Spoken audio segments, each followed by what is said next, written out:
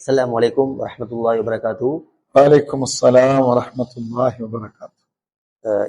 இமாம் சம்பந்தமான ஒரு கேள்வி ஒன்று இருக்கின்றது.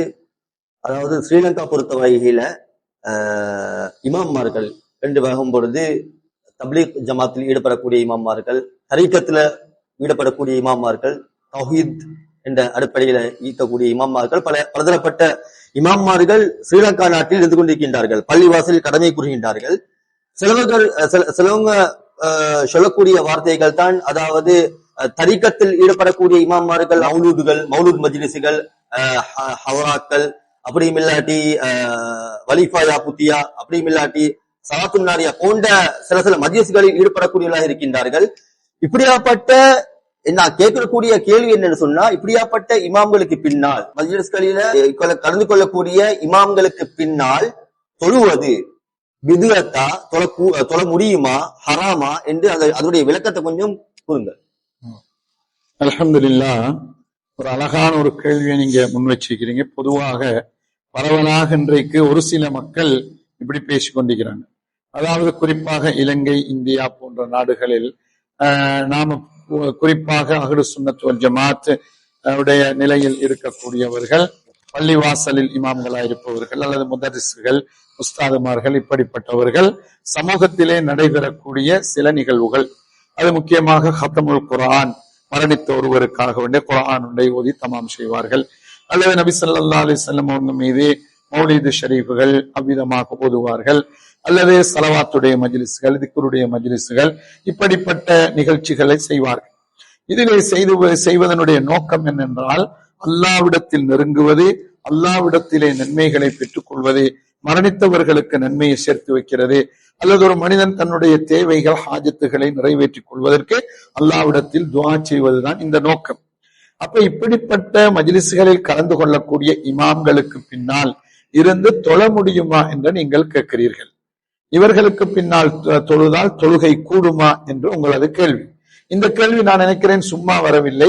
பெரும்பாலும் ஒரு சில மக்கள், ஒரு சிலர் இவ்விதமாக இப்படிப்பட்ட இமாம்களுக்கு பின்னால் இருந்து தொழக்கூடாது என்று பேசிக் கொண்டிருப்பதும், அல்லது ஏதாவது அவர்கள் சின்ன சின்ன விஷயங்கள் மார்க்கத்திலே முஸ்தஹபாக்கப்பட்டது அல்லது விரும்பத்தக்க விடயங்கள் இமாம்கள் மூலம் இஜ்மாவாக ஏற்றுக்கொள்ளப்பட்ட விஷயங்களை செய்கிற பொழுது ஒரு சிலர் நினைக்கிறார்கள் இதுவெல்லாம் மார்க்கத்துக்கு முரணானது, தவறானது, இப்படிப்பட்ட இமாமுக்கு பின்னால் தொழக்கூடாது என்பது போல பரவலாக பேசி வருவது உண்டு.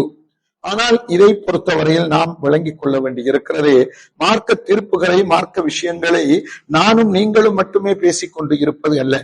நம்முடைய முன்னோர்களாகிய இமாம்கள், குர்ஆனுக்கும் ஹதீஸுக்கும் நம்முடைய இமாம்கள், அறிஞர் பெருமக்கள் எந்த கருத்துக்களை சொல்லி இருக்கிறார்கள், அவற்றிலே எது ஃபர்து, எது சுன்னத்து, எது முஸ்தஹப் என்று சொல்கிறார்கள், எது ஹராம், எது மக்ரூஹு, எது விரும்பத்தகாது என்று சொல்லி வைத்திருக்கிறார்கள்.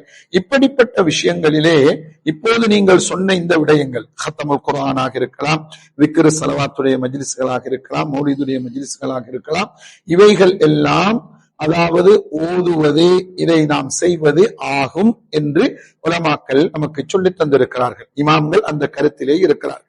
அந்த கருத்தை தான் பெரும்பான்மையான உலமா பெருமக்களாகிய அனைவருமே ஏற்றுக்கொண்டவர்களாகவும் இருக்கிறார்கள். இப்படி இருக்கிற பொழுது அப்படிப்பட்ட ஒரு இமாம் தொழ வைத்தால் அவருக்கு பின்னால் தொழுதால் கூடாது என்று சொல்லி பிரச்சாரம் செய்வது மிகப்பெரிய தவறு.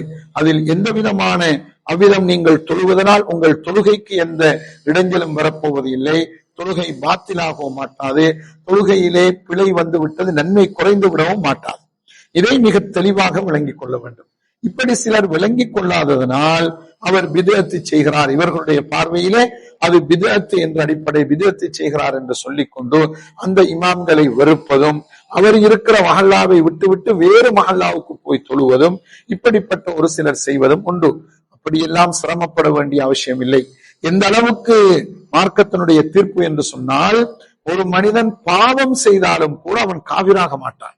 இதுதான் மார்க்கத்தினுடைய தீர்ப்பு. வேண்டுமென்றால் அவன் குற்றவாளி, பாவி என்று சொல்ல முடியும்.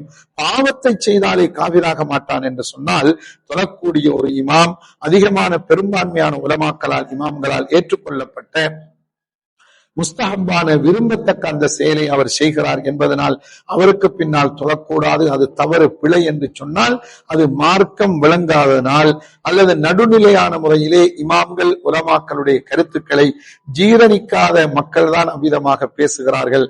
ஆகையினால் அப்படிப்பட்ட இமாம்களுக்கு பின்னால் இருந்து தொழுவதில் எந்த விதமான தவறும் கிடையாது என்றுதான் நாம் சொல்ல வேண்டியிருக்கிறது. அப்படி இந்த இமாம்களை குறை காணுவதாக இருந்தால் அவரை விட எல்லா விஷயத்திலும் இல்மிலும் தக்வாவிலும் ஈமானிலும் மிக திறன்பட்ட ஒரு மிக பெரும் ஒரு முஜத்திதாக மிகச் சிறந்த ஒரு தலைவராக இருந்தால் மட்டும்தான் இந்த இமாம்களை குறை சொல்ல முடியும். ஆகையினால் இந்த விஷயங்களை போட்டு மக்களுக்கு மத்தியில் குழப்பி ஒருவருக்கு மத்தியிலே ஒரு வகையான விரோதமான முறையிலே பேசுவது, கதைப்பது, மார்க்க விஷயங்களை பேசுவது தவிர்த்து கொள்ளப்பட வேண்டும் என்பதுதான் எனது பதிலாகவும் எனது கருத்தாகவும் இருக்கிறது.